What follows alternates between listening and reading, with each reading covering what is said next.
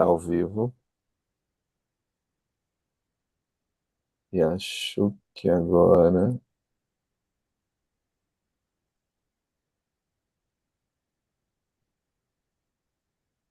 já estamos ao vivo. Olá, gente, boa noite a todos. Boa noite, Gabi, Larissa, Mônica. É sempre um prazer estar com Boa vocês noite. aqui numa banca, né, numa mesa, né? Banca não, banca é outra coisa, numa mesa. Sim. Esse tema, o tema de hoje é um tema muito importante, que é saúde mental no mundo corporativo, desafios para a liderança. Sim, é algo que está muito em voga nesse momento, tanto pela presença de um contexto de sofrimento exacerbado, né, no meio corporativo, isso tem sido muito presente, como também pelas mudanças que estão acontecendo a nível de legislação no que se refere às questões relativas à saúde mental no mundo corporativo. Então, hoje a gente vai estar buscando olhar para esse tema. Espero que tenhamos um momento interessante aí pela frente. Bom, boa noite, pessoal. Vou começar aqui a minha fala. Eu sou Larissa, psicóloga, gestalt terapeuta. Me construí no mundo corporativo também, né? Então, eu passei algum tempo atuando na área de RH e depois, nos últimos anos, migrei aqui para a clínica. Um prazer estar com vocês hoje. E pegando uma carona aí na fala do Marcelo, né, quando ele falou do sofrimento exacerbado, esse sofrimento que hoje está no ápice, né, ele vem sendo desenhado já há bastante tempo. E aí eu vou remontar um pouquinho, né, olhar para trás antes da pandemia e ver alguns marcos que foram utilizados para que a gente tivesse lentes para esse mundo do trabalho, né? E aí vou falar também, chegar na pandemia e falar do momento atual. Então a gente remonta aí, Guerra Fria, 1991, que foi quando oficialmente acabou a Guerra Fria, né? E acabou aquela grande polarização de, né, o bloco do capitalista, o bloco comunista, dois extremos. E depois que essa grande polaridade ela foi rebaixada, qual era a realidade que ali ia emergendo, né? As pessoas, né, e aí os estudiosos e as empresas que ali permaneciam, né, e começavam e continuavam suas operações, ficaram assim, como é que a gente vai olhar essa realidade e a partir dessa realidade, como é que nós vamos nos organizar e montar nossas estratégias e nossas lideranças? Como é que a liderança vai agir diante desse contexto? E aí, pensando nisso, eu trago, né, um termo que talvez, né, alguns de vocês saibam, muitos, enfim, que é o acrônico, né, o VUCA, né, o mundo VUCA. Então, o mundo VUCA, esse acrônimo, ele foi muito usado pelo exército americano lá depois da Guerra Fria para colocar lente naquela realidade que emergia. E eles usaram, né, o exército americano usou esse acrônimo para que as lideranças do exército, né, se preparassem, bolassem estratégias para lidar com aquela realidade que ia se apresentando. E essa realidade, ela expandiu, né? Ela não ficava fixa, só pensando na defesa do Estado americano. Ela foi se expandindo para as corporações. Esse acrônimo ele foi criado, né? Aliás, adotado, vamos dizer, pelo Exército, mas a autoria é de dois acadêmicos norte-americanos. E o que significa a sigla VUCA, né? Que aquela realidade pós-Guerra Fria era marcada pela volatilidade, que é o V, né? A incerteza, que é o U, mas é que é o inglês traduzido para o português é incerteza, pela complexidade e pela ambiguidade. Então, se a gente for olhar 1991, que tem quase 30 anos, já estava aparecendo essa característica de uma realidade, a realidade do trabalho já vai sendo influenciada e contaminada, né, por essas características, e que imprimiam já o clima das organizações uma volatilidade.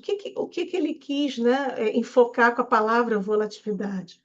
que já foi percebido, já foi detectado naquela ocasião, que pós-Guerra Fria, com a tecnologia, porque eu lembro que a internet chegou para a gente em 90, né? Começou a entrar nas nossas casas em 1990. Então, com esse pós-Guerra Fria, e já com o advento da internet e da tecnologia, que a tecnologia não para, ela está sempre em transformação e evolução, já existia uma percepção de uma natureza de mudança muito rápida e imprevisível.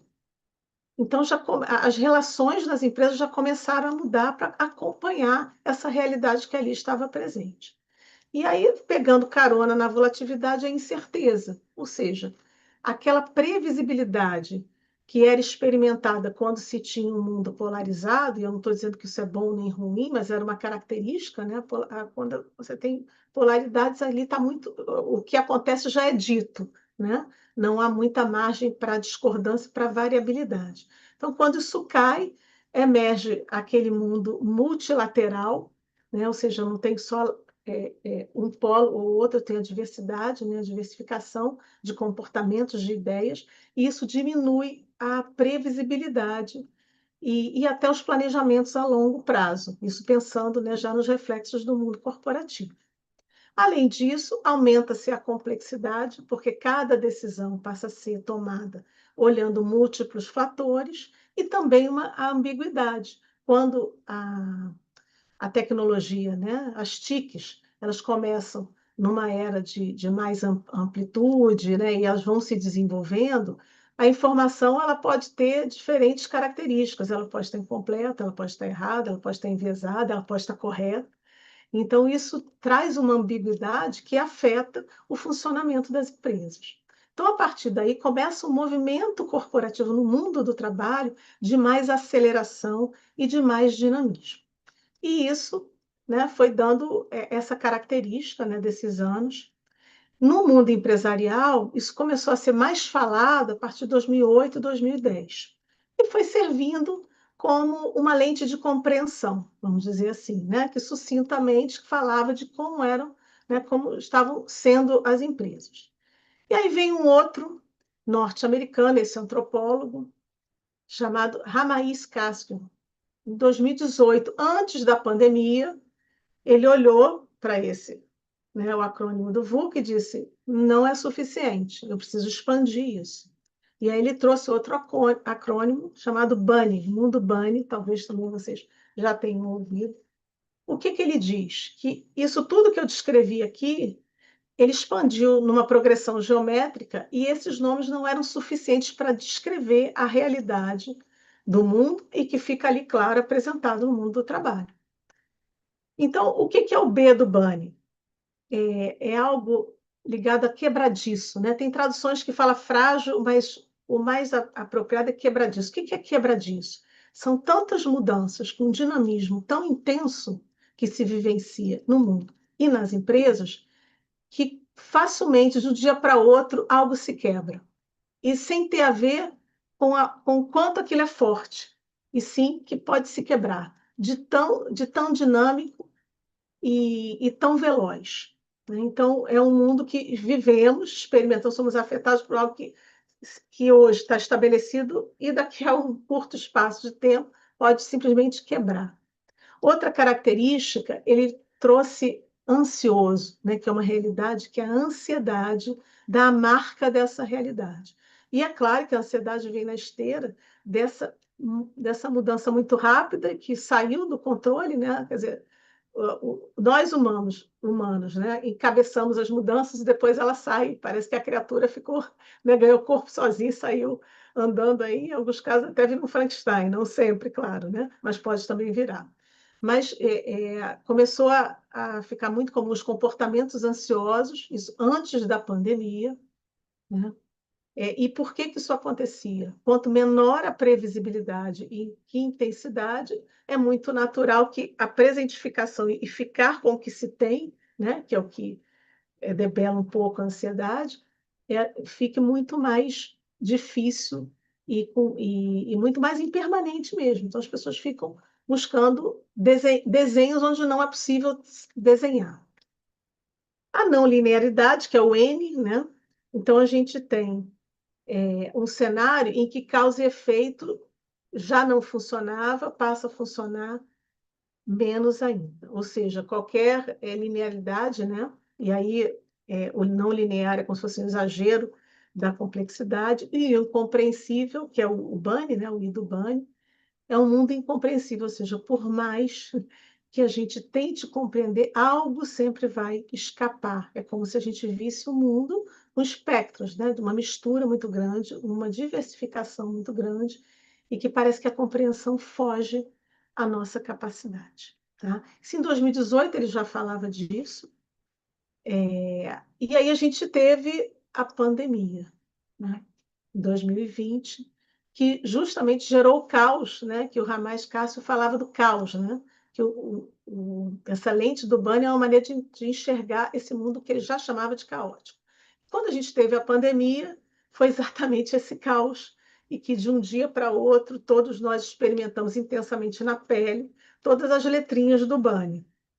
E aí, é claro, né, que a gente teve uma robustez no adoecimento, uma migração, né, para as tecnologias de muito maior aderência do que já existia, e as empresas, o mundo do trabalho, né, eu falo sempre mundo do trabalho porque a gente tem as grandes empresas, mas tem o micro, né? O mundo do trabalho precisou se adequar bruscamente, e aí as TICs passaram a ser uma dependência mais exacerbada do que já era antes da pandemia.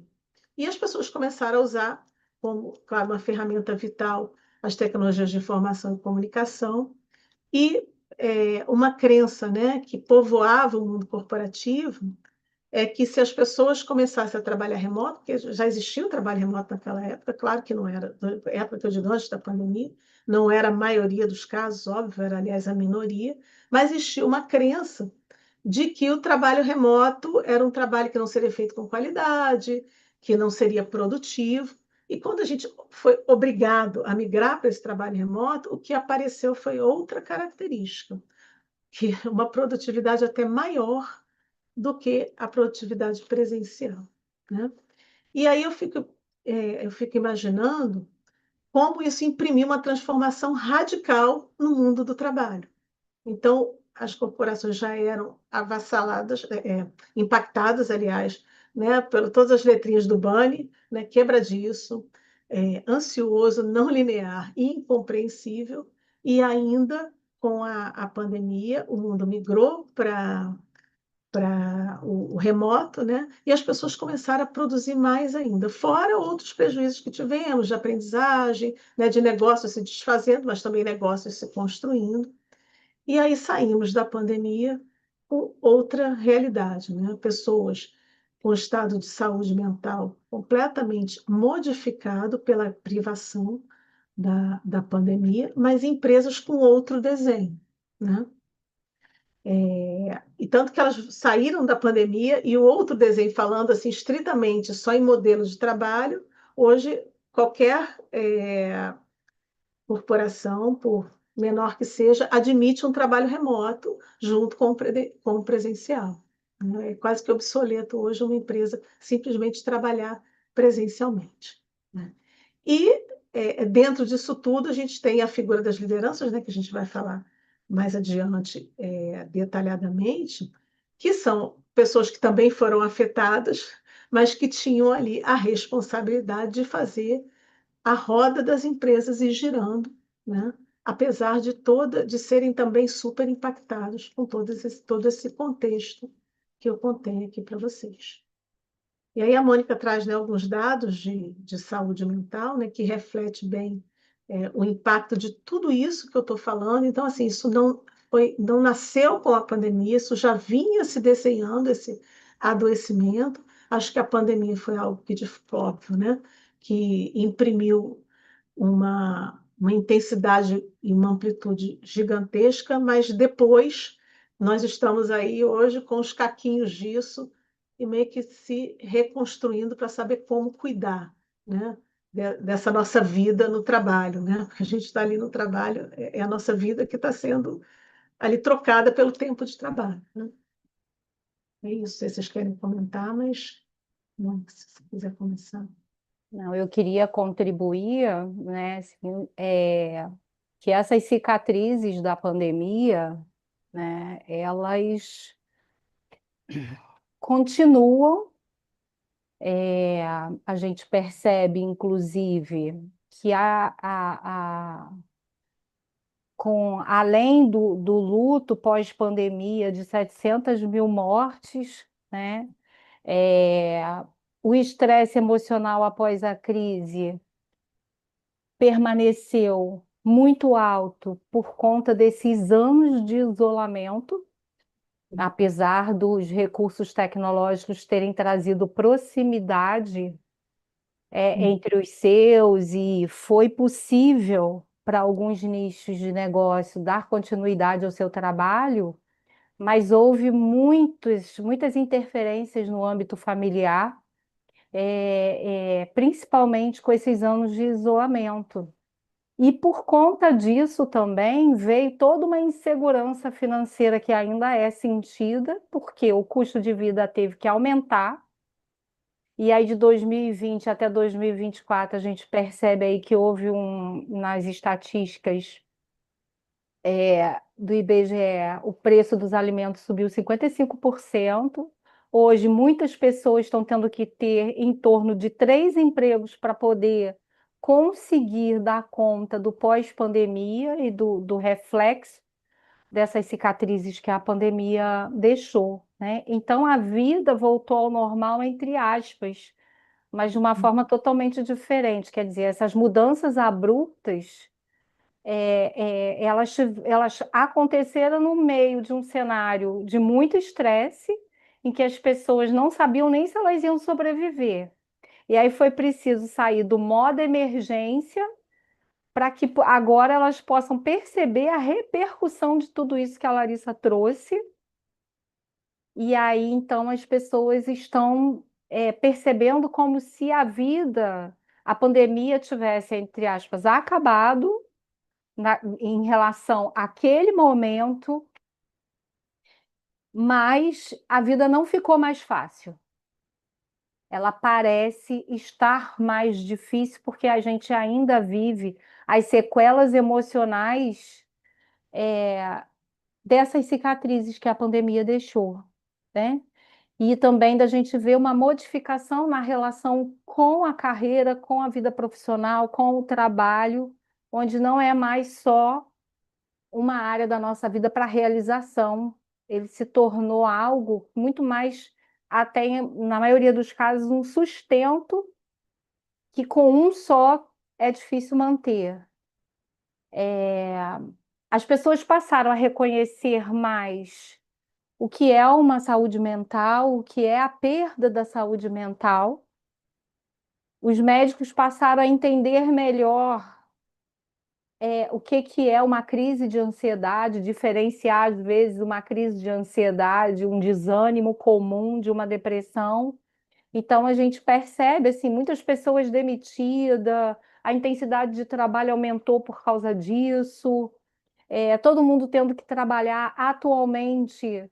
Em 2025, a gente vê que as pessoas continuam trabalhando num ritmo muito acelerado. E será que e eu ia dizer assim, será que as pessoas têm estrutura psíquica para suportar esse ritmo ainda por tanto tempo? E aí os dados estatísticos têm mostrado que não. E eu gostaria de compartilhar esses dados, porque esses dados trazem para a gente ainda mais a certeza da necessidade que a gente tem hoje de cuidar da saúde mental no ambiente de trabalho em toda a sociedade, mas eu queria destacar aqui, fazer um recorte do ambiente de trabalho. E aí eu vou compartilhar aqui com vocês uns números.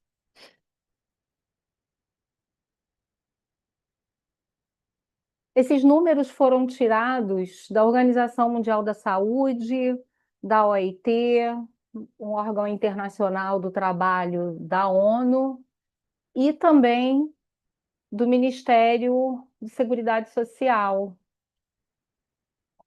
Esse primeiro, o nosso próximo slide, ele mostra dados recentes, se nós compararmos aí, porque a gente está falando de 2024, 2025 está em andamento. Aliás, nós ainda estamos nos 5 primeiros meses de 2025, enquanto a gente tem percebido que as pessoas têm apresentado um cansaço muito grande, uma sensação de dificuldade maior. Então, como é que está o nosso país com relação a isso? Quer dizer, o Brasil, nos últimos 10 anos, ele tem um maior número de afastamento de pessoas do trabalho por ansiedade e depressão. O que que a gente percebe? Ó, os dados de 2024 obtidos junto ao Ministério de Seguridade Social que o país registrou no ano passado 472 mil afastamentos do trabalho por transtornos mentais. Quer dizer, quase 500 mil de pedidos de pessoas para afastamento porque não estavam aguentando mais. Quer dizer, 472.328 licenças médicas que foram concedidas, o que que elas mostram? Que houve um aumento de 68% com relação ao ano anterior, além de esse índice ser o maior em 10 anos. Tem um gráfico agora que eu queria mostrar para vocês, é, que ele mostra a curva, olha. Larissa mencionou aí algum período, ele está mostrando aqui os últimos 10 anos. 2014 é o início do gráfico e 2024 é o término. E aí a gente pode perceber que no início da pandemia houve uma queda no número de atendimentos em saúde mental, mas logo com o andamento da pandemia foi havendo um crescimento.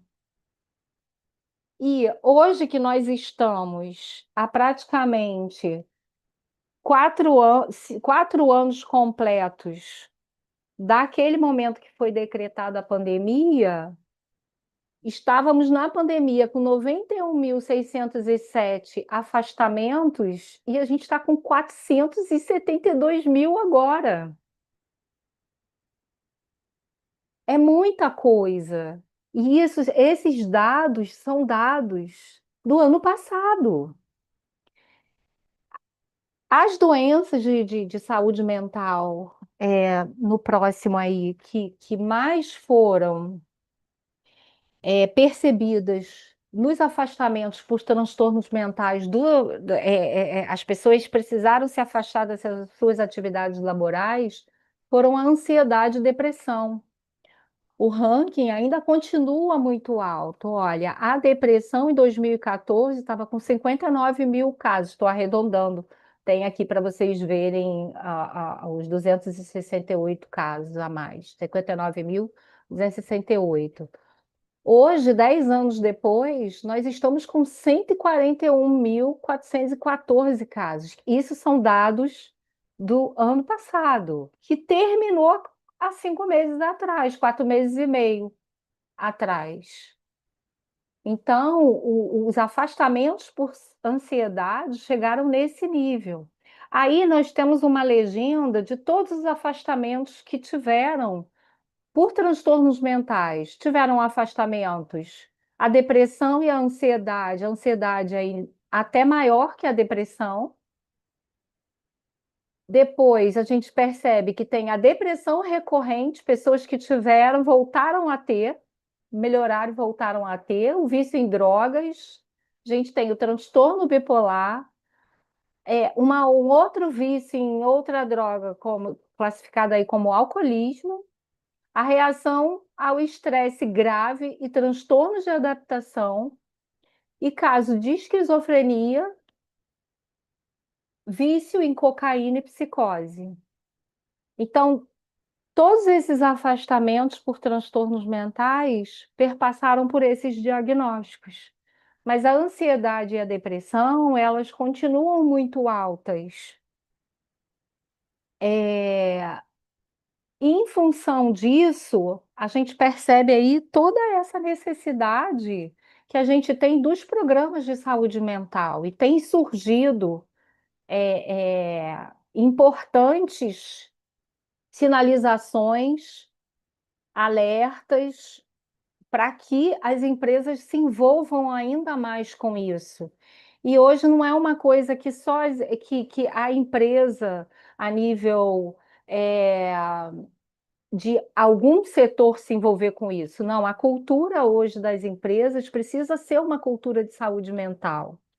O Ministério da Previdência Social, ele tem revelado, né, que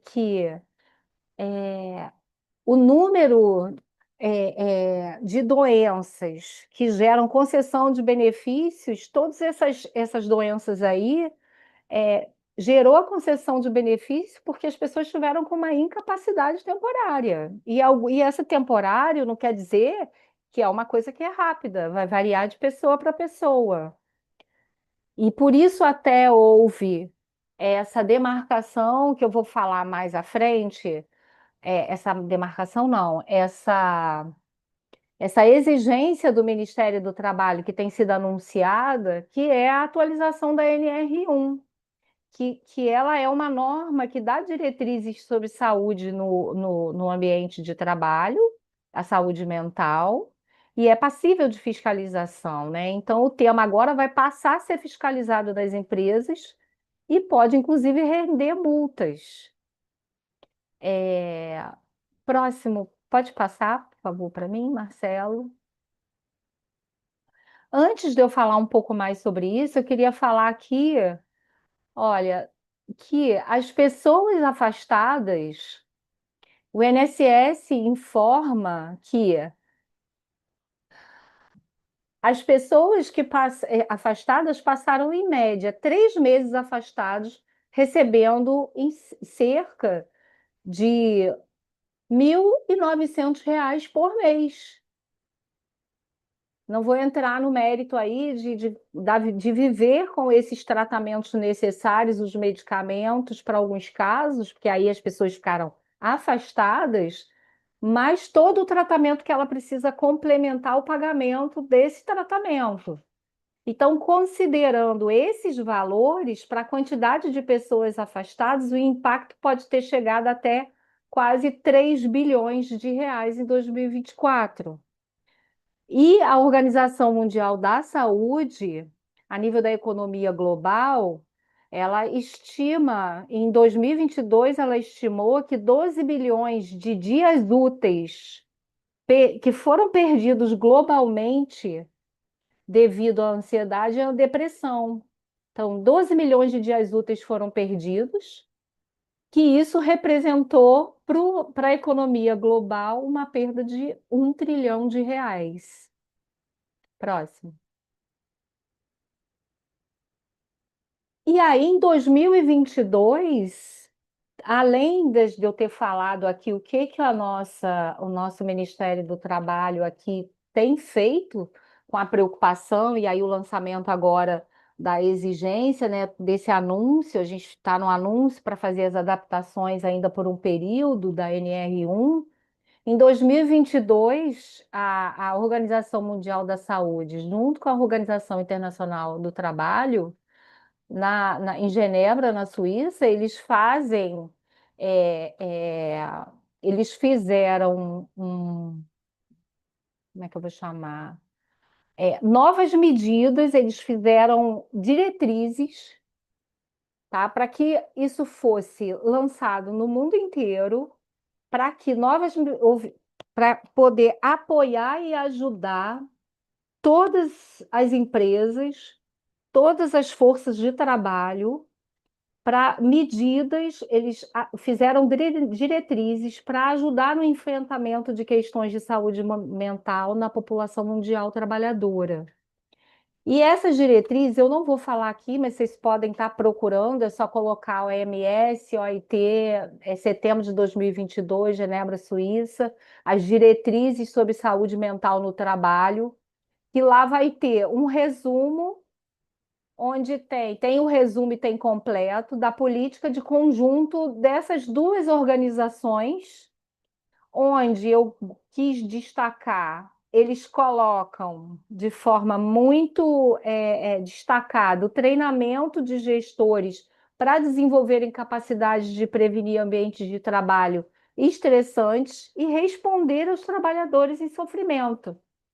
Então, eles colocam ali nas diretrizes que isso deverá ser feito, eu digo, deveria, não deverá, porque ainda precisa ser feito, que o objetivo mundial é que todos os gestores sejam treinados mundialmente para desenvolver as capacidades de prevenir ambientes de trabalhos estressantes e acolher os trabalhadores em sofrimento. Além disso, também eles colocam. Próxima. Eles colocaram aqui, ó, a Convenção de Segurança de Saúde dos Trabalhadores e o número, aonde está descrito lá nessas diretrizes sobre a segurança e saúde dos trabalhadores da OIT é no número 155, é na 155, e a recomendação 64, que ambas fornecem estruturas legais para proteger a saúde e a segurança dos trabalhadores. E tem um atlas, lá também tem um atlas mundial, e aí eu não quis trazer, porque senão a gente já não tem o tempo aqui para a gente, né, na nossa conversa, a gente quer também falar mais para os líderes. Tem um atlas de saúde mental do mundo inteiro que ela constatou que apenas 35% em 2022, somente 35% do mundo relataram ter programas nacionais de promoção e prevenção de saúde mental relacionada ao trabalho.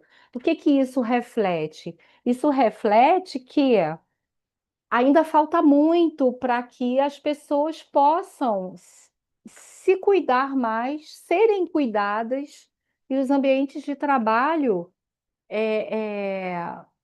possam proporcionar uma cultura saudável e profissionais em pleno desenvolvimento, porque se a saúde mental está fragilizada, não há desenvolvimento. Então, não é uma questão somente de gerar bem-estar para todos. É uma questão de que, para desenvolver, para as pessoas se desenvolverem, os negócios se desenvolverem, o sucesso dos negócios, é necessário que as pessoas estejam com a sua saúde mental em condições de exercício das suas atividades laborativas. Eu vou falar mais, mas agora eu vou passar também a oportunidade da gente falar um pouquinho, que eu vou voltar a falar sobre isso com vocês, mas eu gostaria também de falar, de estar compartilhando, né, com a ajuda aí da Larissa, qual é a influência, então, que a liderança tem nesse momento nas empresas? Qual é a influência que a liderança tem hoje para o ambiente organizacional, para suas equipes, né? Como é que fica? O clima organizacional, ele é o clima da empresa inteira, mas como é que fica as suas equipes? Que aí o somatório disso dá um clima organizacional onde há saúde mental incorporada na cultura da empresa, e não mais o adoecimento como algo, como alvo, e sim a saúde como alvo, né? E não mais o adoecimento como algo apartado, né, daquele ambiente. Passou Uhum, a ficar uhum, integrado no ambiente, sim, infelizmente, mas passou, né?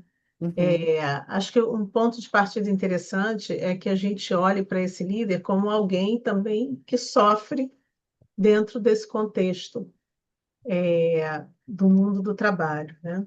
E partindo desse princípio, é fundamental que os programas, as ações, enfim, o diagnóstico, qualquer ação no sentido da saúde mental, cuide desses líderes de uma maneira bastante singular. Por quê? Porque eles entram ali, né, na, na estrutura, né, hierárquica, e eles são as pessoas que precisam fazer com que as equipes se sintam seguras o suficiente, confiantes o suficiente, quer dizer, e promovendo, né, através da postura dele, uma segurança, ou facilitando, né, que as pessoas cheguem e se sintam seguras o suficiente para que elas permaneçam ali naquelas 8 horas de trabalho, falando de trabalho mais convencional, podendo ali existir com o maior grau de autenticidade possível, né? E isso eu considero assim uma influência, claro, estratégica e um desafio gigantesco, porque do dono da empresa ao nível mais basal de liderança, é através da liderança que o objetivo da empresa, né, os valores, as crenças, assim, a empresa toma corpo, né? Porque a empresa não é parede, a empresa são pessoas. Então, a empresa vai tomando corpo a partir do que o líder, incorporado nele, transmite às suas equipes. E para que ele consiga influenciar de uma maneira suportiva, ele precisa ter esse cuidado preservado com ele mesmo. E não é nada incomum que a gente também observe lideranças muito sobrecarregadas, exaustas também. E para que eu estou falando, né, destacando isso do líder? Porque a gente muito escuta falar dos trabalhadores, das equipes, né? Mas eu penso que muitas das vezes esquece-se de fazer um trabalho verdadeiramente qualificado para que os líderes possam influenciar as equipes de uma maneira consistente, né? A gente vê muito treinamento, quase que uma doutrina, né? É muito comum. É um treinamento que doutrina muito mais do que faz ele refletir de qual o real papel dele, né? De como ele conduz a situação, a forma que ele conduz as metas, né? O clima da organização, as interações entre as equipes, a forma como ele conduz isso, inegavelmente fica refletido em como a equipe age. Não precisa a gente ir muito longe, mesmo que você não tenha, né, algum de nós, né, se alguém que não foi gestor de pessoas em empresa, mas você é gestor da sua própria casa, vamos dizer assim. Então, você vê que se você dá orientação mal qualificada, aquilo vai refletir diretamente. Se você tem um humor alterado, aquilo também reflete na pessoa que está ali trabalhando dentro do micro que é, eu estou usando aqui para ficar fácil e simples a compreensão. Então, se você expande isso para a liderança, isso fica quase que gritante, né?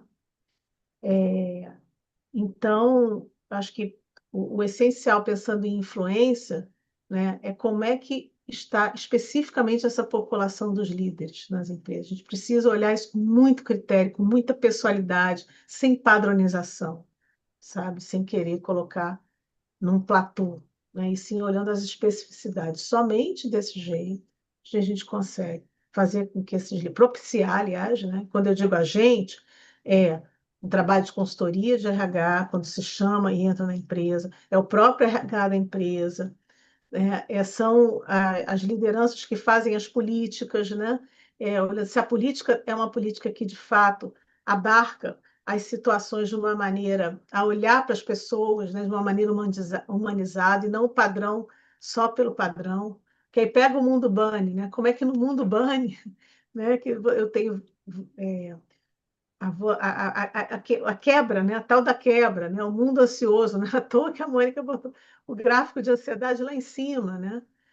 E os afastamentos por saúde mental não são afastamentos de quem teve uma virose, são 7 dias, são afastamentos de meses. Então, isso não só custa dinheiro, como gera uma sobrecarga para quem fica na empresa, se não houver uma pessoa para substituir um temporário para ali substituir. E mesmo que você coloque um temporário, ele tem o tempo de adaptação. Então, às vezes, quando ele está se adaptando, o outro está voltando. Então, muitas das vezes, aquela responsabilidade, o cargo não fica diluído, né? E sobrecarrega quem já vive no mundo bunny, né? Da incerteza, volátil, enfim. Mas então, assim, voltando aos líderes, há necessidade de que essa influência seja gerida por programas de qualificação comportamentais, né? Comportamentais não no sentido da doutrina, mas que cuide de como esse líder se equilibra, né? Como é que ele pode se equilibrar emocionalmente, minimamente, para que na relação com a equipe ele consiga fazer desse equilíbrio uma vantagem. né? E é isso que eu acho que em algum momento, claro, se perdeu, né? E eu não estou querendo colocar 100% da responsabilidade neles, porque a gente sabe que a empresa, né, que o mundo do trabalho, ele é um retrato do que está acontecendo socialmente, o líder influencia, mas é claro que a equipe também influencia. Então, as pessoas também trazem as vidas dela ali, né, atravessadas pelos itens que a Mônica falou, né, uma condição econômica crítica, né, as pessoas têm que trabalhar mais para ganhar o sustento, então isso também vai para dentro dos muros da empresa, né? Então, esse líder precisa minimamente ter uma, né, sendo bastante sucinto, com um equilíbrio emocional, né, sendo cuidado, né, dentro das organizações, para que ele influencie e vá provocando, replicando a tal da segurança psicológica, né? Que a gente hoje também, que é um nome também que está aí bastante considerado e com toda a coerência. Acho que chegou num ponto assim que até antes da pandemia, eu fui representar, a gente já tinha o tal do Mundo Bunny, mas existia ainda um alijamento, né, das pessoas que adoeciam por saúde mental. Isso era visto na empresa como algo inadequado, né? E há 7 anos atrás. Mas depois da pandemia, como ficou escancarado, né, os adoecimentos ficaram escancarados, isso é tipo, eu olhei para o lado, tem alguém que teve uma depressão, olhei para o outro lado, tem alguém que teve um transtorno de ansiedade. Isso meio que popularizou, vamos dizer assim, né? E isso passou, e não tem mais como as empresas olharem isso como um apêndice, né? Isso passou a fazer parte, infelizmente, da rotina das empresas, assim como é parte das rotinas das empresas discutir uma política, como é parte da rotina da empresa o líder dar um feedback. Né? Isso passou a ser um item, vamos dizer assim, né? Entre aspas, mas um tema, um item que permeia o clima organizacional de uma maneira importante e que não pode ser visto mais como apêndice. Acho que é isso, não sei se vocês querem aí complementando. Comentando em cima disso que você trouxe, né, Larissa, a gente vive um paradoxo de que nunca se falou tanto em saúde mental, nesse cuidado, e com a proposta agora da NR1, essa atualização, esse cuidado, mas também a gente nunca viu tanto o adoecimento, né? O adoecimento ele sempre existiu, mas a gente vê que está cada vez maior, né? E os Você líderes vai... também adoecem, né?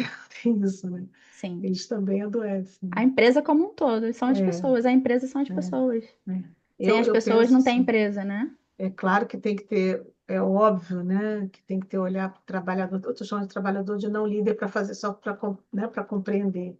Claro que tem que ter olhar, é impossível não ter, mas especialmente, né, para as lideranças. Especialmente não porque são melhores, é pela responsabilidade que eles assumem, né, que eles se propõem a assumir.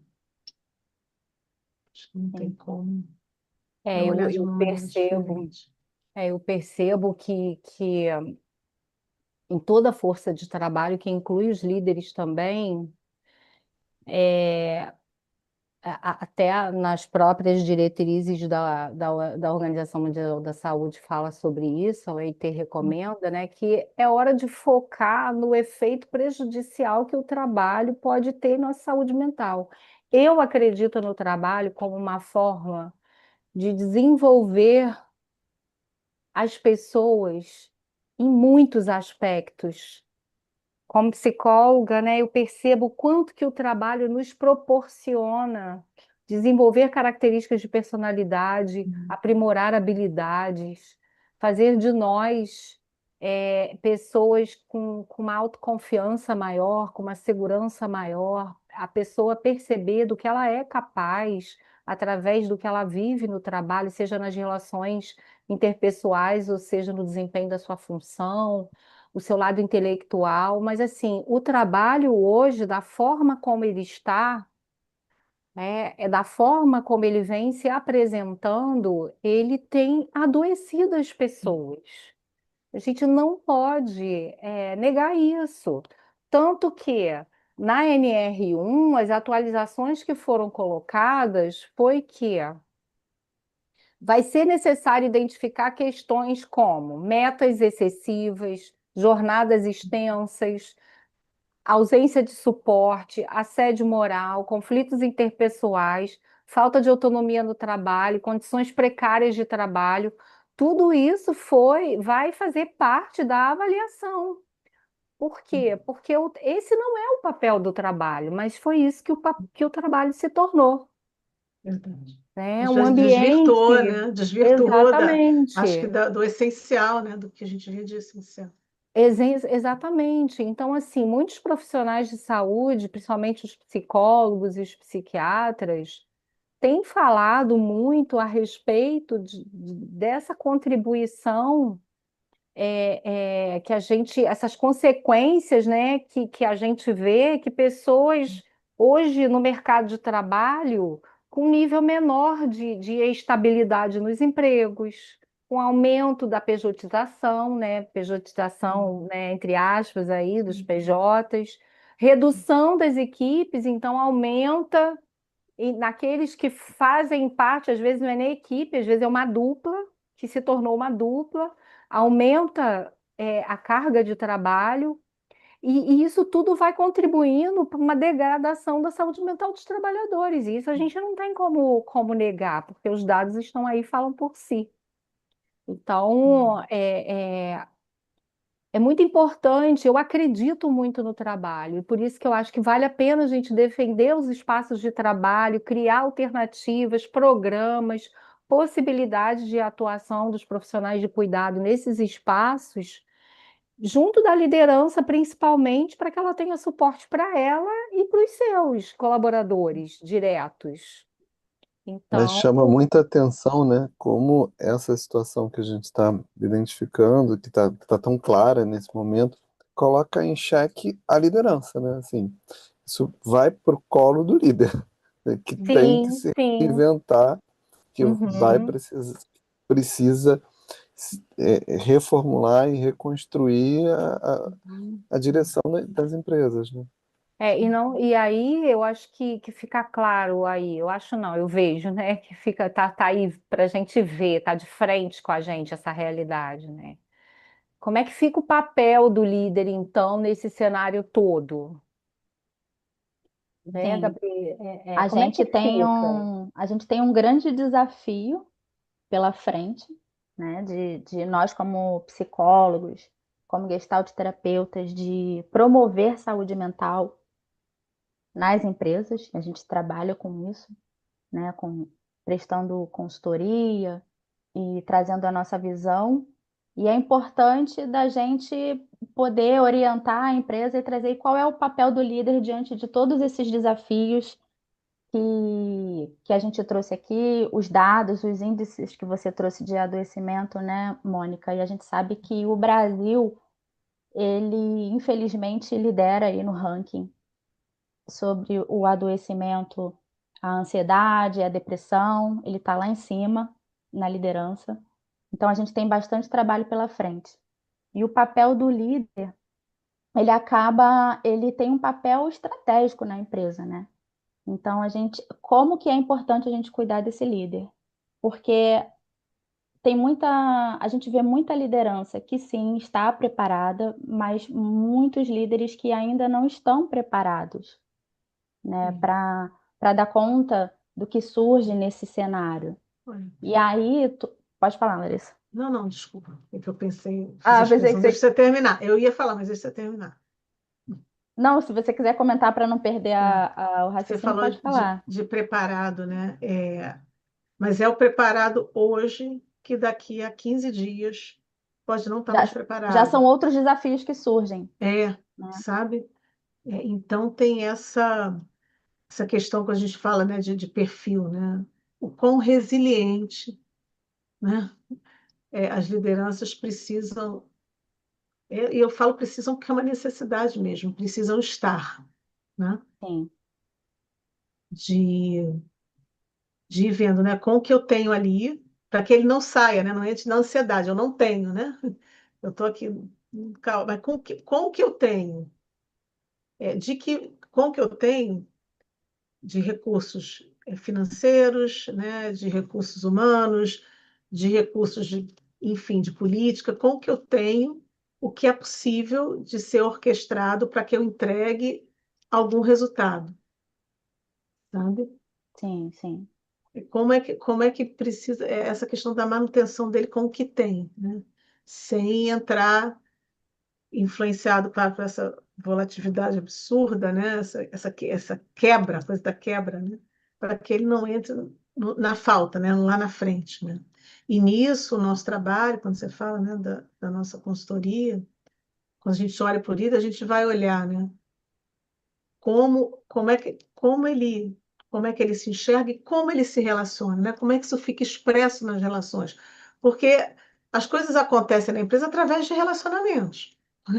É a equipe que se relaciona com ela mesma para entregar resultados, são as equipes entre eles, é o líder com a equipe, é o líder com o superior, enfim, né? O que que acontece nessas relações que fica tão difícil, né, que naquele tempo de trabalho, em vez de potencializar, como a Mônica fala, né, um desenvolvimento, né, uma forma de existir autêntica, um crescimento, que a pessoa floresça ali, sem querer romantizar, mas que seja um espaço, de fato, de potencial, né?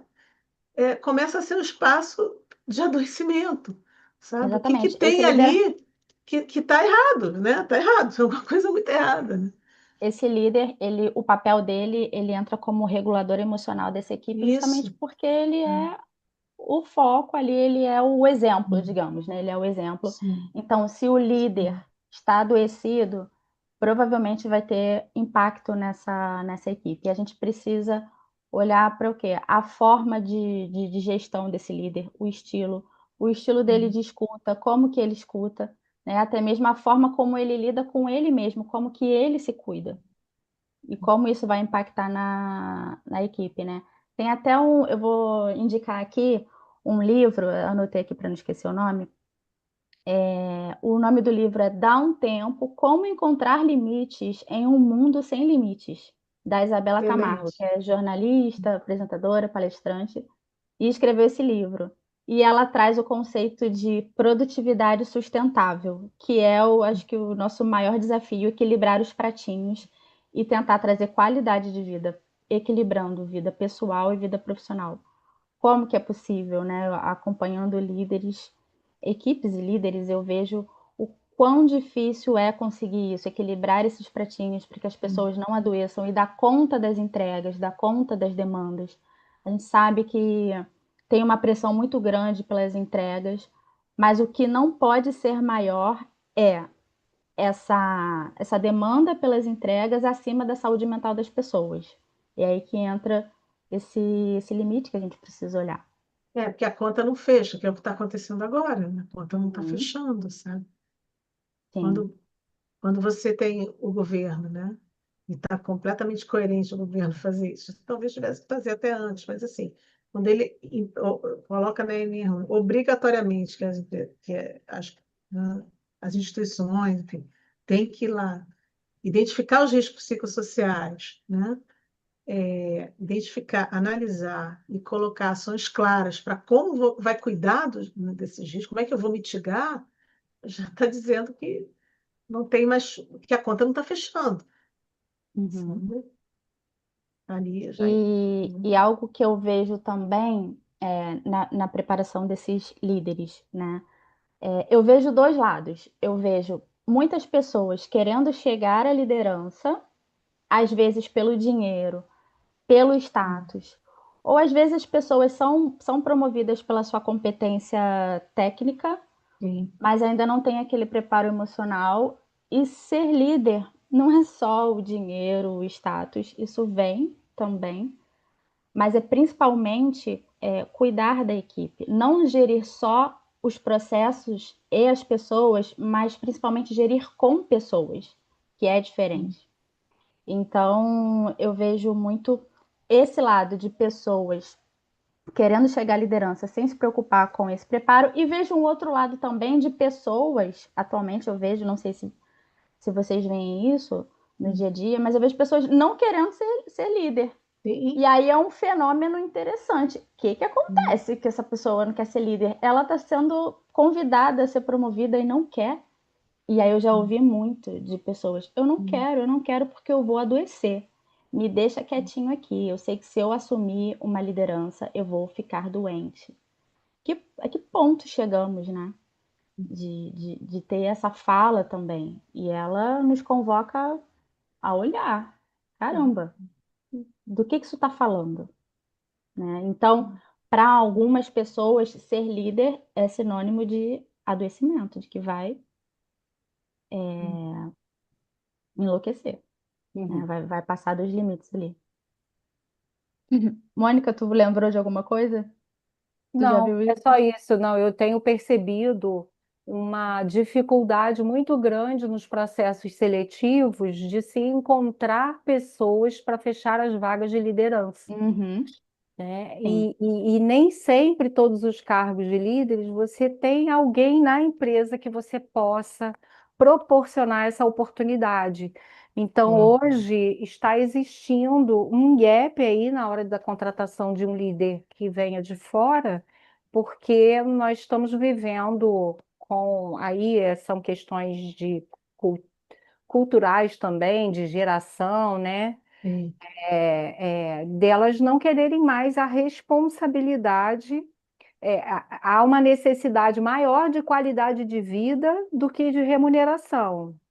E ser líder não é sinônimo de qualidade de vida. Não em relação, claro, gente, ao significado da palavra liderança, mas um gestor, né, a pessoa responsável por uma área.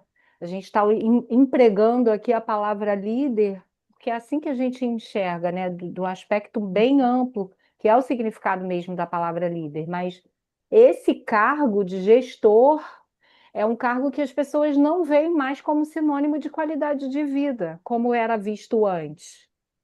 Porque a renda pode ser maior, mas a quantidade de responsabilidade, de ter que ficar no trabalho até mais tarde, de ser o primeiro a chegar, o último a sair, de ter que estar full time para questões imprevistos que acontecem.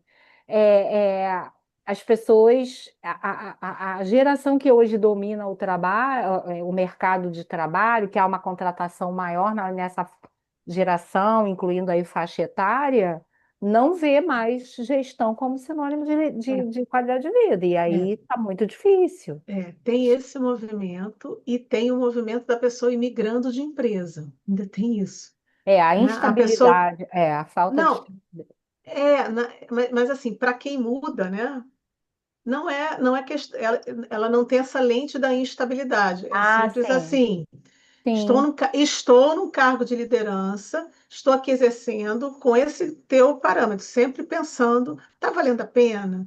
Né? Eu vou adoecer? O quanto que eu entrego? Quanto que eu sou cobrado? Essa reflexão, ela permeia a maioria dessa, né, geração, vamos dizer, mais nova do que a gente aqui. A Gabriela é mais nova, então talvez assim, da idade da Gabriela.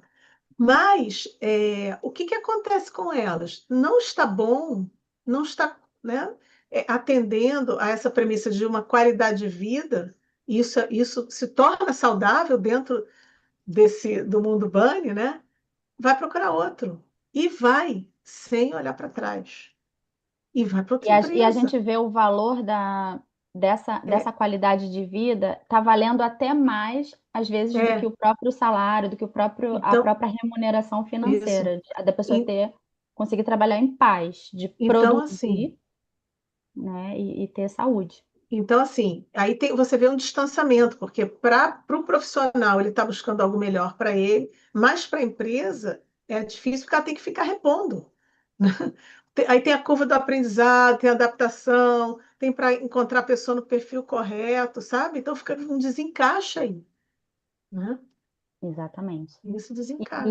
E algo muito importante da gente trazer aqui, como que as empresas, então, podem cuidar desses líderes e como nós, psicólogos, podemos entrar aqui com a liderança. Uma das possibilidades é a criação de treinamentos, de programas de primeiros socorros psicológicos para esses líderes, para que eles possam conseguir atuar diante de, de algo mais grave, né? De um processo ali, alguma urgência, uma emergência. Então, Sim. é importante a gente a gente não tem o RH, né? Tem toda aquela parte ali de gestão de pessoas. Tem empresa que já tem o corpo de saúde mental na empresa. Tem umas que já têm, outras ainda estão montando. Mas um treinamento que os líderes precisam receber é o de primeiros socorros psicológicos, Hum. de saber desenvolver essa escuta, essa qualidade na escuta, de poder até, tá, então eu chamo quem, eu recorro a quem, eu ligo para quem, né, de poder orientar no momento mais difícil. E a gente vê que ainda é dificuldade para muita gente, de ficar bem, bem perdido, né? Hum. Porque É, de fato é difícil não vou dizer que é difícil de reconhecer, é difícil de lidar, né? Porque qualquer adoecimento mental, ele altera de tal modo, né, a pessoa num ambiente de trabalho que fica difícil de lidar. Então, a gente tem que contar que é que ele lida também, né? Olha aquilo, como eu vou lidar com isso, né? Então, vai de encontro ao que você fala, precisa ser capacitado, né? E também ter contato, né? E Porque aí, para ele também. diante de todo esse cenário que vocês trouxeram no início, esse líder ele está vendo que no cenário atual não basta liderar só as entregas, mas liderar também e gerir o sofrimento psíquico É, que pode surgir ali sim, na sim. equipe, né? sim, Eu queria. Acho que tinha uma pergunta, subiu alguma Tinha uma pergunta aí? pergunta? Eu vi alguma. Deixa eu ver aqui. não, não, eu acho que seria interessante a gente dar uma continuada e aí Ah, daqui a tá, pouco a gente abre para as tá, perguntas. então O que fala. vocês acham, né? Eu Ok, acho que de repente alguma pergunta pode ser respondida ainda. sim. Mas você ia falar alguma. Não, a Gabriela que ia falar. Ah, tá. Eu Eu falo estava depois. trazendo aqui, que eu até anotei justamente para não esquecer, né? Da gente olhar para o risco da liderança adoecida, então a importância de cuidar desses líderes para que ele possa cuidar da equipe também. E eu lembro que atendendo algumas equipes em treinamento, em algum momento eu ouvi umas falas de Gabriela, isso é ótimo, tá cuidando da gente, mas isso precisa vir de cima. E a gente vê As mesmo o primeiras. quanto que é importante cuidar primeiro da liderança, é estratégico. Olhar primeiro para a liderança e vai descendo e vai descendo. Tem empresas que fazem ao contrário, a gente vê que dá muito mais trabalho. E quando a gente começa de cima, a gente vê um resultado muito mais rápido, né? E se tem ganhos reais, né, com esses programas de saúde mental para a liderança? São ganhos Sim, para ele enquanto profissional, na sua posição de líder e para a sua relação com toda a empresa. Sim, e tem muitos ganhos quando a empresa de fato investe na saúde emocional dos seus líderes. Um conceito também que está muito em voga e que a gente precisa olhar é o de segurança psicológica nas equipes, né? E segurança psicológica é esse senso, essa gestão de riscos interpessoais. É o senso do grupo de sentir que tem segurança para se colocar, para falar, para dar opinião, para dar uma sugestão, sem ter medo de ser humilhado, de ser rechaçado. E o quanto que esses líderes de fato estão preparados para promover um ambiente saudável, um solo fértil para que as pessoas possam florescer ali. E isso está muito ligado à nossa abordagem, à Gestalt terapia. Nós somos psicólogos humanistas, então a gente tem uma visão que a gente acredita que as pessoas adoecem nas relações e podem se curar nas relações. Então a segurança psicológica ela vem trazer justamente isso, de cuidar desse ambiente, de cuidar desse solo, para que as pessoas possam ali se desenvolver e sem isso. adoecer. Acho, É, se pegar só uma carona na palavra cuidado, né, que a Gabriela fala, e acho que isso marca, né, o trabalho da nossa consultoria, né? O cuidado com que a gente desenvolve o trabalho, né, para trazer à tona ali o que não está visível e cuidar, né? A gente não entra em nenhuma organização para apontar, sabe, apontar o que está errado, né? Não é isso. E sim olhar que oportunidades de cuidado a gente tem dentro daquela organização, sabe? A gente não Sim. pode entrar na empresa e perturbar o ambiente da empresa, Não é percebe? chegar com o pé na Não é porta isso. ditando, dizendo que tem que ser assim, Não que é, tem não que é ser disso assado. que. Claro, né? Mas é um construir juntos. O que que é Isso, possível? E vamos caminhando exato. juntos na É, velocidade que é possível para a é. empresa também. Eu É, falo isso por causa assim, também acontece, né? De pessoas entrando, né? As pessoas podem, que estão ali dentro da instituição, quem são as pessoas, né, que estão entrando? Quem são esses psicólogos? O que que essa consultoria quer aqui? Entende? Então, fazer assim tudo com muita transparência, né? Com muito cuidado.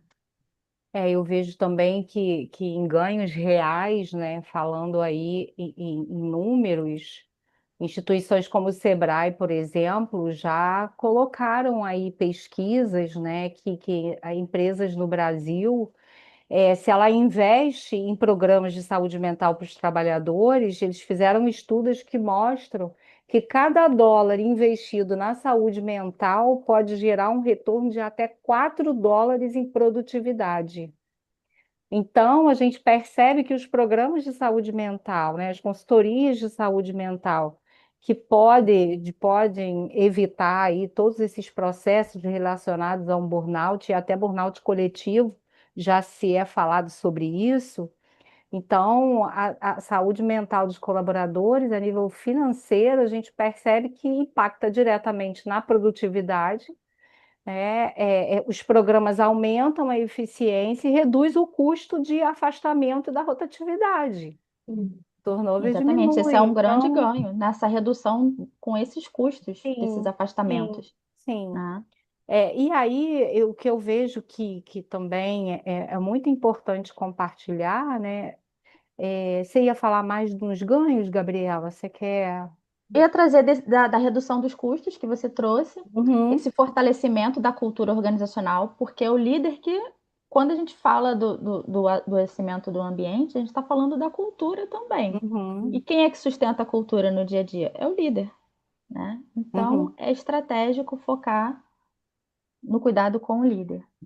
E também a vantagem competitiva da marca, de atrair talentos. sim. A gente sabe que essa geração mais nova, ela está muito mais solta, não está se prendendo Uhum. tanto de vou construir carreira nessa empresa aqui, ela não quer Não, saber isso não disso, não. existe, isso não Ela quer existe. Isso não existe. é outra visão, outro comportamento. É.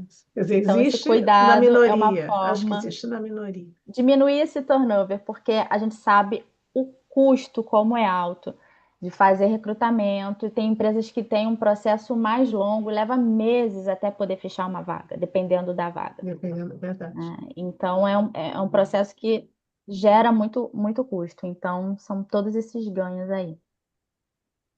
E eu percebo assim, então, qual é os suportes que o líder ele pode receber, né?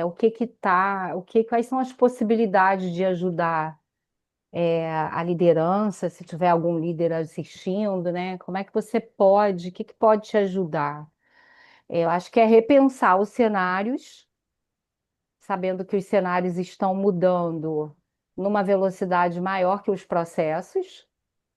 Então, é preciso sim estar com essa visão de mudança um pouco mais apurada, um pouco mais aberto a repensar os cenários, ouvir mais os colaboradores. Acho que criar estratégias, Larissa falou algumas vezes, né, sobre a questão das estratégias, e aí para lidar com essa volatilidade toda, com esses Uhum. cenários. Uma outra possibilidade para o líder, né, é trazer mais clareza sobre o tema de saúde mental no ambiente, na cultura, né, proporcionar mais diálogo sobre isso, aproveitar a segurança, os movimentos da segurança psicológica para falar mais. Hoje o estigma ainda é uma luta para a gente. A gente luta muito, mas hoje o estigma ele já sofreu um impacto de ser minimizado. As pessoas estão falando mais sobre saúde mental. E então trazer clareza para isso ajuda na percepção, porque não é que o líder ele não tem a capacidade de perceber que seu colaborador está com um comportamento diferente. Mas, às vezes, o excesso, o acúmulo de atividades faz com que muitas das vezes não se possa parar para tomar ciência daquilo ali e ver o que está acontecendo. Então, ao ter essa percepção, já poder, né, chamar profissionais para ou encaminhar, porque hoje, quando a pessoa tem mais clareza sobre os temas relacionados à saúde mental, é mais fácil para o líder falar com seu colaborador de uma percepção que ele está tendo com relação à saúde mental do seu colaborador, como também a pessoa pode receber um pouco melhor esse alerta ou esse encaminhamento. Então, investir nas habilidades socioemocionais, o líder é muito importante, até para perceber, para falar e também nessa abertura para se relacionar. A Larissa, acho que foi você, Larissa, que mencionou sobre resiliência. Eu gosto muito de uma autora, mas não vou me prolongar aqui, que fala que a resiliência emocional ela é pautada em 11 pilares. Então, avaliar como está a sua capacidade de resiliência e a sua resistência à mudança, se está havendo alguma, porque é difícil mudar. Temos autores que falam sobre isso. E existe um livro, inclusive, que fala sobre isso. Por que é tão difícil mudar? E aí tem os estágios da mudança. Uma outra coisa que você falou muito, Larissa, a Gabriela também mencionou, desse cuidado que o próprio líder, eu vejo isso que é uma possibilidade quase que uma das fundamentais, que é liderar pelo exemplo. Exemplo do quê? Do próprio autocuidado. Porque se você é um exemplo do seu autocuidado, além das pessoas perceberem que você exerce esse autocuidado, ele vai ser compartilhado. E aí vai fazer muito mais sentido para quem ainda não está fazendo isso, né? Então, é muito importante porque, independente da geração atual ou não, essa intergeracionalidade que a gente espera viver mais, a gente tem menos hoje, tem uma geração mais predominante no mercado de trabalho, mas é uma geração que ela é muito mais voltada a olhar as atitudes do que a fala, Com certeza, que com cobrança, certeza, do que com valor, certeza, de que renda aumentada. com Ela é certeza. muito focada no exemplo. Sim. Então, é preciso liderar pelo exemplo no seu próprio cuidado de saúde mental. Uma outra oportunidade que eu vejo é prevenir as situações e culturas de trabalho negativas, né? Oferecer mais apoio à saúde mental para os trabalhadores, pensar processos que a empresa já tem ou que ela pode trazer para o seu rol aí de processos de cuidado, essa atuação, essa tríade aí, RH, saúde, segurança no trabalho e liderança, poder se unir para prevenir as situações e ter uma cultura, prevenir situações e culturas negativas no trabalho. E aí, essas três áreas se unindo, elas podem oferecer muito mais apoio à saúde. E aí, esse ambiente de trabalho vai poder ser melhor reformulado para que eles possam, então, se sentir mais protegidos e apoiados. E você também, enquanto líder, se sentir protegido e apoiado.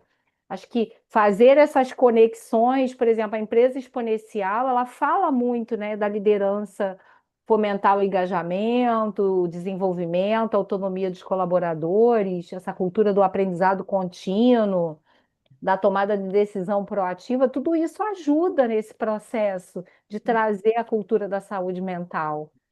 E mais duas coisas que eu queria mais uma coisa que eu queria colocar é saber se comunicar.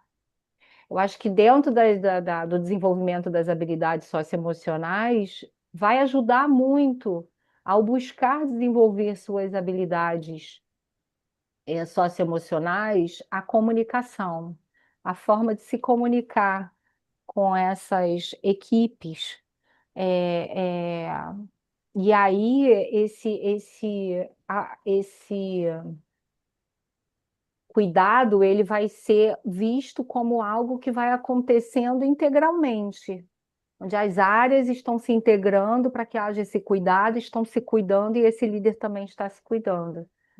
É interessante, Mônica, eu vou pegar Sim, o essa tua gancho. fala, né? Pegar esse teu gancho para falar sobre e a perspectiva gestáltica nessa história, né? Uhum. Assim, que é um aspecto que eu acho importante a gente estar olhando nessa mesa, né? Nesse momento, assim. O tema central da gestalterapia é a relação, né? E de que a gente está falando? A gente está falando de relação de líder com empresa, com equipe, né? Com a sua equipe. A gente está falando da, muito do que está presente nessa palestra tem a ver com a qualidade e com como as relações se dão. E a perspectiva gestáltica tem como tema relação. Além disso, a perspectiva gestáltica que traz esse o olhar de campo, né, o olhar sistêmico, o olhar que busca é, é, compreender os fenômenos a partir das interações que estão presentes naquele fenômeno específico, é um olhar que é muito coerente, que é muito consistente para o trabalho no mundo corporativo, para o trabalho no mundo em que as relações estão acontecendo ali o tempo todo e em contextos desafiadores, né? Em contextos que não são fáceis, em contextos em que aquela equipe com muita frequência se vê colocada em xeque e o líder precisa lidar com o que vai acontecendo e precisa conseguir viver uma relação com a sua equipe que abra possibilidades de saúde, vamos dizer assim, né? Então, a perspectiva gestáltica ela é muito, muito, muito apropriada para facilitar esse desenvolvimento, né? Para facilitar esse processo de desenvolvimento que as empresas hoje estão esbarrando, né? Estão percebendo como necessário, né? E é isso que a gente busca com a consultoria que a gente está desenvolvendo no IGT, né? Voltado para essa parte, né? Que é voltada para o mundo corporativo. A gente tem um grupo de pesquisa no Instituto que chama A Empresa como Cliente. Nesse grupo de pesquisa, a busca vai no sentido de criar condições de cuidado, tanto da saúde na empresa, quanto da saúde da empresa, né? Até porque, se não existe saúde na empresa, a saúde da empresa se compromete também. Então, a gente tem trabalhado, tem pesquisado, esse grupo que está aqui, o grupo não está todo presente, mas a gente tem trabalhado nesse sentido, no sentido de estar desenvolvendo práticas voltadas para o mundo corporativo dentro de uma perspectiva coerente com o viés gestáltico. E esse viés realmente ele se encaixa de uma forma muito rica e traz muitas possibilidades no que se refere a facilitar que o mundo corporativo lide com essa situação que está sendo vivida, que envolve um sofrimento muito grande, que envolve um contexto de muito sofrimento, né? Assim, os gráficos que a Mônica mostrou são gráficos muito impactantes, né? Assim, como depressão e ansiedade estão galopantes nesse momento.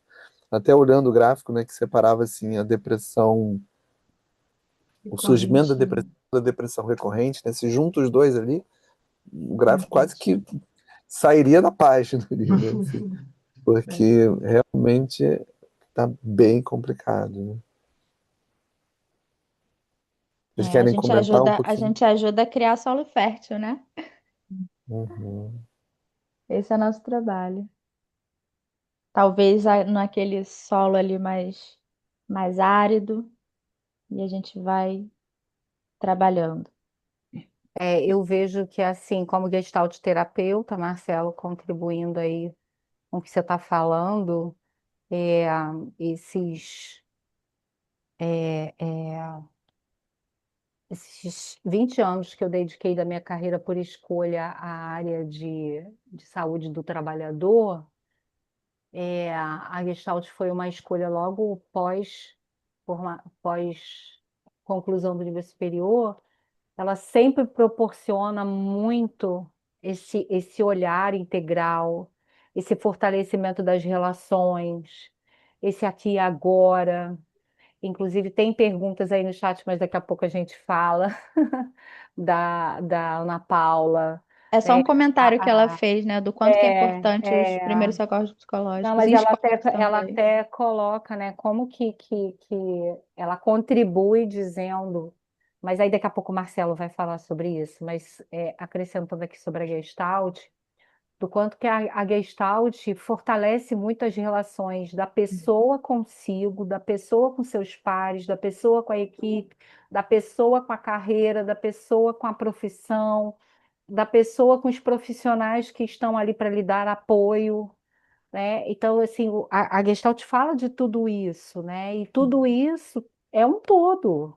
E esse todo ele muda. Ora uma coisa está numa relação de figura e fundo, ora uma coisa está na frente e o resto se torna fundo. Ora o fundo vira figura, que é a coisa mais importante. Então, a Gestalt sempre ajudou muito nessa visão, assim, do todo, né? Da psicologia poder estar ali fortalecendo as relações, entendendo essas mudanças que a Ana Paula fala ali, de que está o tempo todo mudando, então agora o que está em evidência, o que agora é para ser visto, o que não é para ser visto, todas as coisas o tempo todo ao mesmo tempo.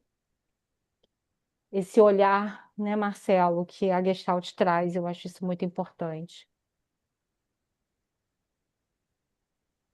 Sim, com certeza é uma perspectiva que se encaixa muito, né? Eu acho que quando você conta da tua experiência, né, de viver o mundo corporativo a partir dessa visão, né, a partir de uma visão holística, de uma visão de campo, de uma visão que valoriza, que tem como tema central a relação, isso é especialmente coerente, né? Especialmente é potente, é uma visão, é um olhar muito potente para estar lidando com esses desafios são tão marcantes. Um outro ponto também que me chama a atenção, né? Eu gosto muito de dizer que a gestalterapia é uma abordagem tradicionalmente revolucionária, né? Para fazer esse contraste, né? Aham. Tradicionalmente revolucionária. Por que a gestalterapia é tradicionalmente revolucionária? Justamente porque trabalha na relação, porque trabalhar na relação envolve estar disponível para se reinventar, para se aproximar de algo que é diferente do que existia antes, né? Diferente. Quando a gente se aproxima de um outro, quando a gente se aproxima do outro, a gente se aproxima de alguém que é diferente de quem eu sou. Então, essa abertura para o novo, essa abertura para se reinventar no contato com uma nova realidade, é algo que é extremamente coerente com essa perspectiva. Por isso, eu digo, né, que a Gestalt é tradicionalmente revolucionária. Então, eh, essa abertura e essa busca de novos caminhos à medida em que se encontra uma nova realidade é algo que é totalmente coerente com a perspectiva gestáltica e é totalmente coerente com o que a gente está vivendo hoje, não só no mundo corporativo, mas em especial no mundo corporativo, né? A gente está começando a chegar no Que isso? finalzinho do É. nosso tempo. Eu acho que. Tem um Fala. comentário aqui que a gente pode ler, né? A Lídia comentou Aham, também: investir no autocuidado, autossuporte é fundamental para a saúde, dando-se conta das possibilidades que tem, dos recursos e também dos que não possui, né? É importante enxergar os recursos e até as limitações também, né? Uhum. E ver até onde a gente pode ir. Não existe milagre, né? Tem empresas que agora, com essa obrigatoriedade da NR1, então a gente sabe que às vezes as empresas têm uma forma muito cartesiana de ver as coisas, de pensar, mas não existe milagre. É um processo e que precisa de muito empenho, muita entrega, muita dedicação, planejamento, estrutura, enfim, mas se tiver constância, a gente vê o resultado. Tem Era uns isso que eu queria comentários trazer. aqui da Ana Paula, né? Ela fez vários. Uhum. Temos um papel muito importante diante dessas mudanças sociais. Mudanças estão acontecendo muito rápido e não temos tempo para processá-las. Verdade. Então, esse estar preparado, sem, sempre, talvez, né? Que eu acho que sempre estará em defasagem. E como isso pode potenciar o burnout, a ansiedade, desorganizar. Talvez assim, é olhar e aceitar que a gente não vai estar preparado, sabe? É lidar com aquilo, né, com o que tem, né? Pegar com o que tem o que é possível fazer. Eu vejo que a busca de Né? conhecimento Ah, sobre saúde mental é algo assim essencial para a gente poder lidar, né? Porque quando a Ana Paula coloca ali essa coisa desenfreada, essas sim. exigências de adaptação que a vida está É, trazendo o tempo todo, com uma é, certa sensação de atropelamento. Mas eu vejo que o conhecimento em saúde mental ele é muito importante, de buscar para o seu autocuidado, conhecer a importância de tudo isso, conhecer esses diagnósticos, né, identificar. Tem um livro que eu gosto muito de um psiquiatra, que eu vejo várias reportagens sobre ele, o Arthur Guerra, que o livro chama Se Você Aguenta Ser Feliz? É uma pergunta. Aí ele bota depois do ponto de interrogação é. dois pontos. Como cuidar da saúde mental e física para ter qualidade de vida? E aí ele diz assim: é um encontro, o livro é fácil de saber, porque o livro é isso. O título principal é Você Aguenta Ser Feliz? E aí tem dois homens em pés na capa do livro, na frente, logo embaixo, né? E é o encontro desse psiquiatra com um publicitário, como publicitário, né? E aí ele tem uma frase que diz assim: cuidar da saúde mental é como andar de bicicleta. Exige esforço, movimento constante, senão ela Uhum. tomba, né? E essa responsabilidade é de cada um, não dá para terceirizar. E cuidar da saúde mental da liderança não é custo, é investimento. Né? É isso. Gente, como sempre, cabe a informação de que o nosso tempo está terminando. Sim. Eu acho que seria interessante cada um fazer seu depoimento final, né, sua fala final, para a gente estar encerrando esse encontro. Então, gostaria que vocês buscassem fazer suas falas de encerramento. Acho que é agradecer, né, quem está aqui conosco, quem comentou, quem vai nos assistir, e que a nossa fala, né, seja relevante para quem, enfim, vai assistir a palestra, e que a Gestalt terapia é muito potente para que a gente atue dentro das empresas e sejamos agentes, né, de promoção de saúde mental. Acho que é isso. Boa noite a todos, quem está aqui, né? Então, gostaria de agradecer também a presença de todos que nos assistem, os que vão assistir ainda. É, esse tema é um tema atual e contem conosco, como Gestalt terapeutas, a gente está muito aberto para estar participando desse desafio e vejam o trabalho também como algo que pode trazer muito para as nossas vidas, né? Trouxe e continua trazendo. O trabalho não tem que ser o algoz, mas a forma da gente se relacionar com eles é que tem que mudar, porque ele é capaz de nos ajudar a desenvolver cada vez mais a nossa maneira de ser e estar no mundo. É isso. Um abraço para todos. Eu já tinha falado, né, sobre o cuidado na saúde mental com a liderança, de se tratar, não se tratar de custo, mas de investimento. E agradeço a todo mundo que assistiu a gente, quem ainda vai assistir. A gente se coloca aqui à disposição. Quem tiver alguma pergunta, coloca nos comentários e a gente vai respondendo conforme eles forem surgindo. É isso. Esse encantamento pela Gestalt terapia, que não é só a nossa ferramenta de trabalho, a nossa abordagem, mas é a nossa forma de estar no mundo, né? De se colocar aqui e de viver. Como fechamento, eu queria enfatizar mesmo a fala da Mônica, quando ela coloca que o trabalho traz uma grande oportunidade de crescimento, né, de desenvolvimento pessoal, e isso é muito verdadeiro. Assim. Se o contexto de trabalho se dá de uma forma adequada, talvez seja um dos lugares, um dos espaços que mais facilita o desenvolvimento humano, né? Assim, que mais gera desafios na medida certa, desafios dentro do que é viável para aquela pessoa. Então, é um processo, é muito rico no que se refere ao processo de desenvolvimento humano, mas também tem esse potencial aí de adoecimento que está bem marcado e que está bem presente na atualidade. Eu acho que a gente está vivendo um período meio que de crise, né?